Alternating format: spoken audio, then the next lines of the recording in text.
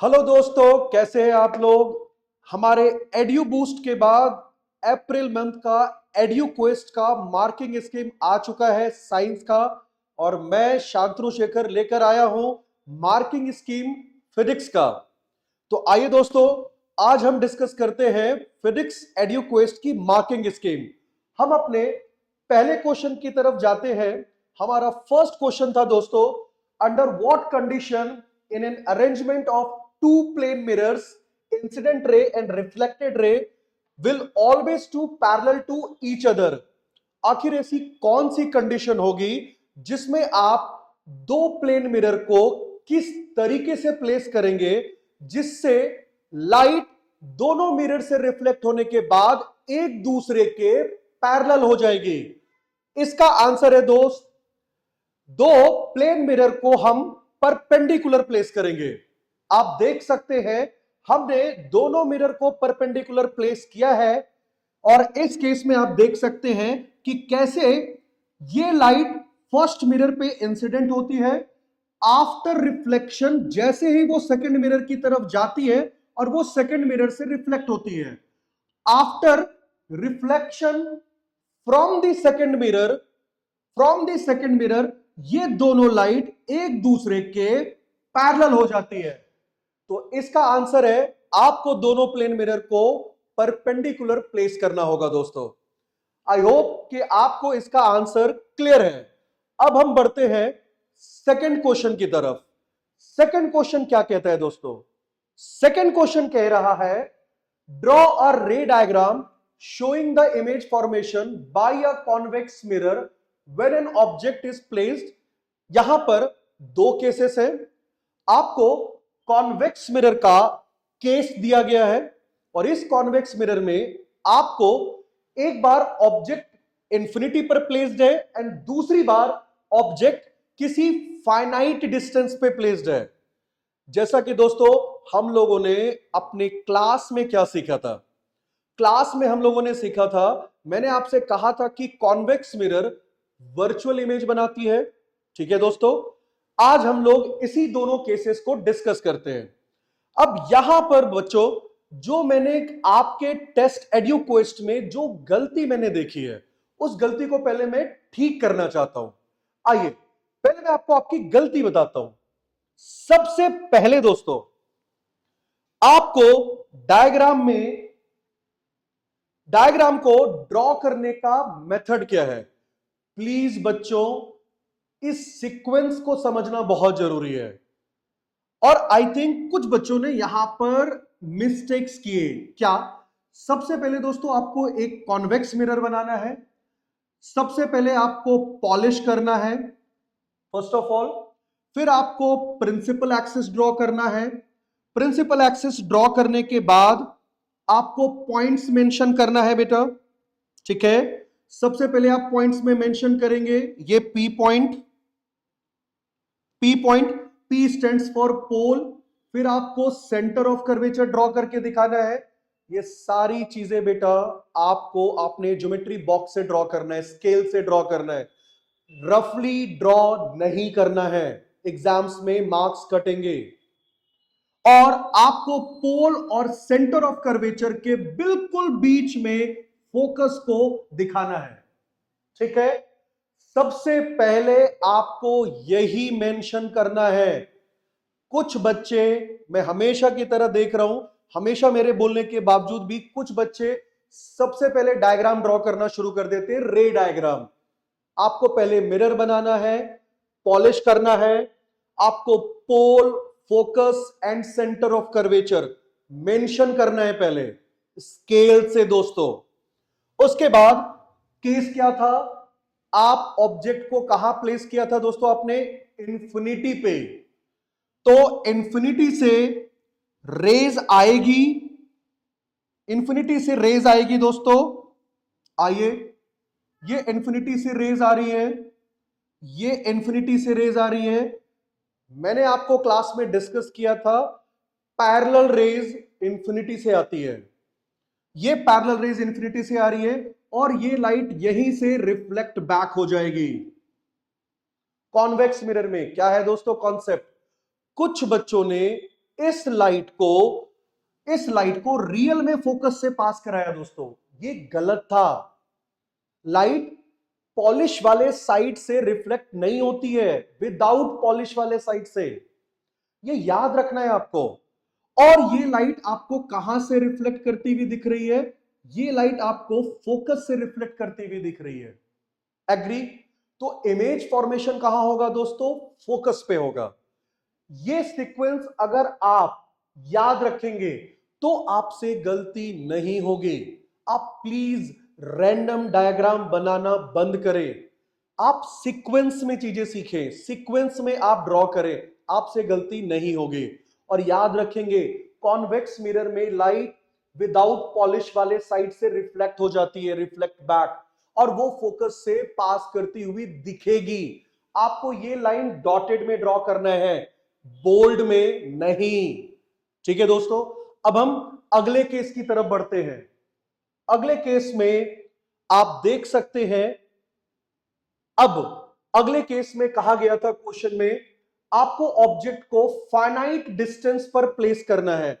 ये object finite distance पर placed है दोस्तों, अगेन पैरेलल रेज है, ये यहां से रिफ्लेक्ट हो गई और फोकस से पास करती हुई दिख रही है।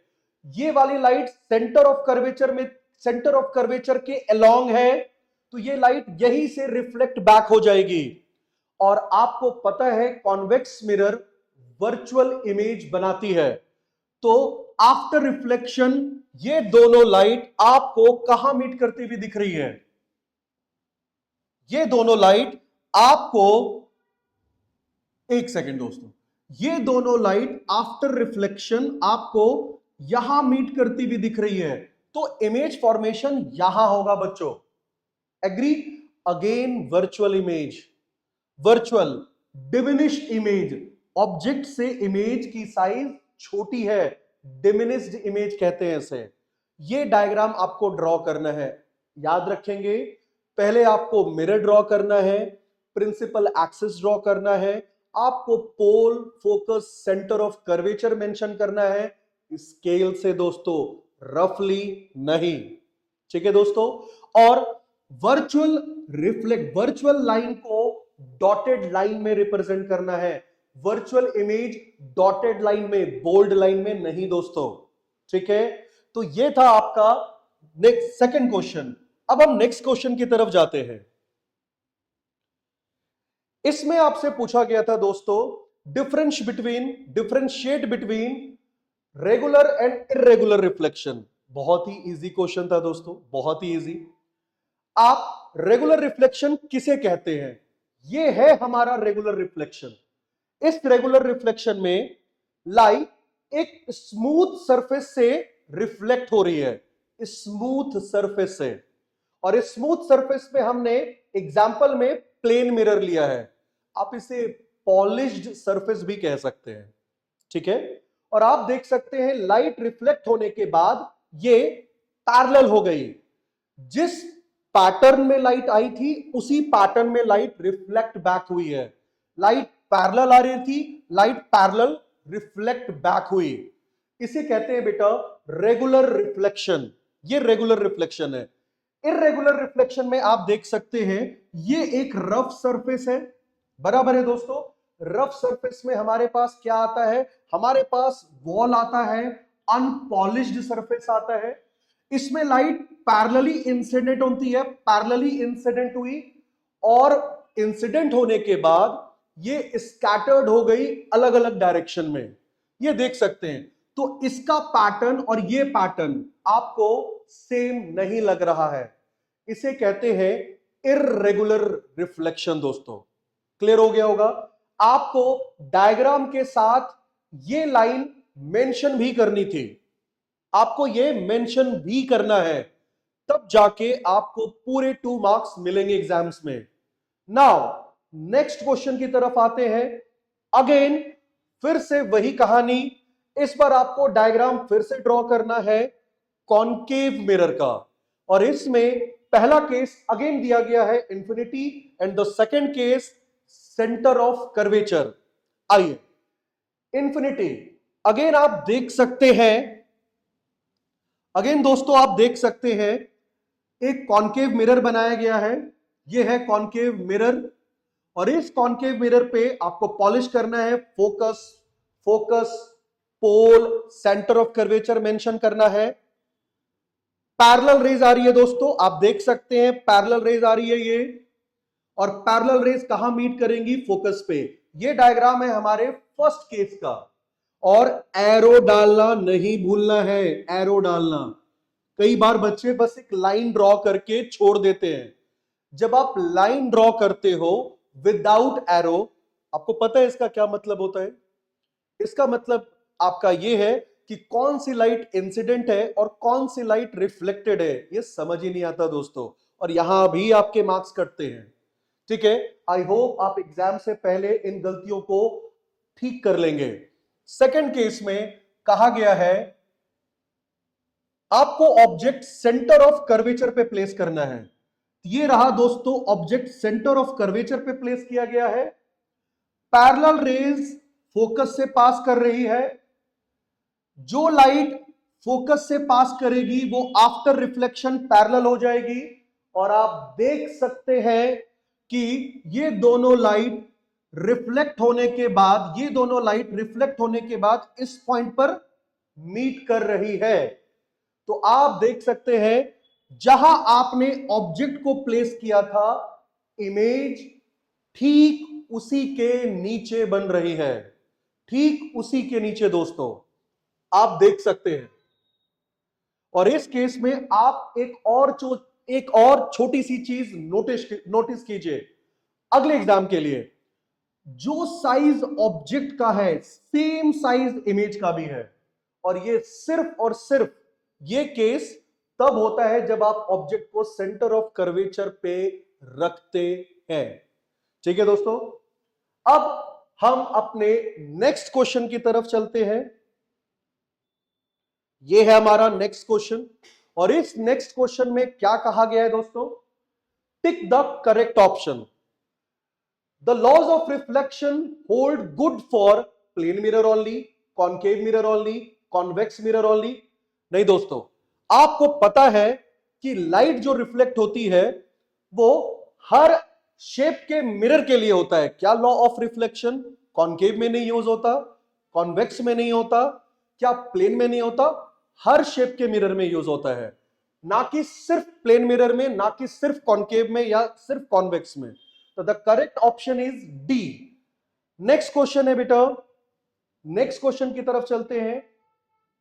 A child is standing in front of a magic mirror, she finds the image of her head bigger, the middle portion of her body of the same size. अब यहां पर एक छोटी सी चीज समझनी है। देखिए दोस्तों, क्लास के वक्त मैंने आप सारे बच्चों को काफी बार ये बात मैं बोल चुका हूं कि जो भी बच्चा इस चैप्टर में डायग्राम लर्न करेगा वो बच्चा गलती नहीं करेगा। अगर आपको डायग्राम लर्न नहीं होंगे तो डेफिनेटली आप गलती करेंगे ही करेंगे। अब आप मुझे बताइए, इस केस में she finds the image of her head bigger, यानी कि उस बच्चे की जो सर की इमेज है, हेड की इमेज है, वो बड़ी दिखती है। अब आपसे एक सवाल है मेरा दोस्तों, आपने रिफ्लेक्शन 3 मिरर के पढ़े, प्लेन, कॉन्केव और कॉन्वेक्स। प्लेन मिरर में जो इमेज बनती है वो सेम साइज की बनती है, ऑब्जेक्ट का साइज और इमेज का साइज इक्वल होता है। बट कॉन्केव मिरर में आपने देखा, कॉन्केव मिरर मैग्निफाइड और डिमिनिश्ड दोनों इमेज बनाती है। अगेन कॉन्वेक्स मिरर कभी भी मैग्निफाइड इमेज नहीं बनाती है, वो डिमिनिश्ड इमेज बनाती है। आप डायग्राम में देख सकते हैं। ठीक है, अब इस केस में मुझे बताइए, अगर उस बच्चे का अगर हेड, सर बड़ा दिख रहा है तो ये कौन सा मिरर बना रहा होगा? जाहिर सी बात है कॉन्केव मिरर, क्योंकि कॉन्केव मिरर मैग्निफाइड और डिमिनिश्ड दोनों इमेज बनाती है। तो इस ऑप्शन में पहला ऑप्शन देखिए, कॉन्केव कहां लिखा गया है? सी में। दूसरा, अब उसके बॉडी का जो साइज है वो सेम साइज है, यानी कि हेड के नीचे का पोर्शन उसे सेम साइज दिख रहा है। अगर सेम साइज दिख रहा है दोस्तों तो ये प्लेन मिरर होगा, ये है प्लेन मिरर। और लास्ट में उसका जो लेग है दोस्तों वो स्मॉलर दिखाई दे रहा है। तो अगर लेग स्मॉलर दिख रहा है तो आप मुझे जल्दी से बताइए कौन से मिरर की बात कर रहा है ये, कौन से? तो ये कॉन्वेक्स हो जाएगा यहां पे। अब आप मुझसे एक चीज यहां पर जरूर पूछना चाहेंगे, सर अभी अभी आपने मुझसे कहा कि डिमिनिश इमेज और मैग्नीफाइड इमेज तो कॉन्केव भी बनाती है, तो फिर तीसरे पार्ट में कॉन्केव क्यों नहीं हो सकता? बट आप ऑप्शन देखिए दोस्तों, ऑप्शन में फर्स्ट मिरर कॉन्केव होना चाहिए, सेकंड प्लेन होना चाहिए, और थर्ड कॉन्वेक्स या कॉन्वेक्स कॉन्केव हो सकता है। बट आप मुझे बताइए क्या कोई सीक्वेंस मैच कर रहा है जिसमें पहला कॉन्केव, दूसरा प्लेन और तीसरा कॉन्केव है ही नहीं दोस्तों। तो इस वजह से हम सी ऑप्शन को करेक्ट करेंगे। आई होप आपको समझ आ गया होगा। अब हम अपने ओके ओके, ये लास्ट क्वेश्चन था दोस्तों हमारा। दोस्तों मैं उम्मीद करता हूं ये सारे क्वेश्चंस मैंने जो आपसे डिस्कस किए, और जिन बच्चों ने जहां भी मिस्टेक्स किए हैं, प्लीज बेटा मेरा आपसे रिक्वेस्ट है आप मेरे इस इंस्ट्रक्शंस को फॉलो करेंगे और बहुत जल्दी नेक्स्ट एड्यूक्वेस्ट में इन सारी गलतियों को आप रिपीट नहीं करेंगे। प्लीज बच्चों इन गलतियों को रिपीट नहीं करना है। आपकी इंप्रूवमेंट हमारे लिए बहुत इंपॉर्टेंट है। ये सारी मेहनत आपके इंप्रूवमेंट के लिए की जा रही है। तो प्लीज बेटा इन इंस्ट्रक्शंस को बहुत ध्यान से सुनना है और आपको ये गलती रिपीट नहीं करनी है। मैं फिर कह रहा हूं ये पूरा चैप्टर डायग्राम बेस्ड है। जो बच्चे डायग्राम को अच्छे से ड्रॉ करेंगे, लर्न करेंगे, डेफिनेटली ये चैप्टर उनके लिए इजी हो जाएगा। अब हम अगले एडुकेस्ट की तरफ बढ़ेंगे जो हमारे मई मंथ में होने वाला है, और इस मई मंथ के टेस्ट में आपको फिर से क्वेश्चंस दिए जाएंगे फिजिक्स में, केमिस्ट्री में और बायो में। अब हम अगली बार मिलेंगे दोस्तों अपने अगले एडुक्वेस्ट में। तब तक के लिए bye bye, thank you, all the best.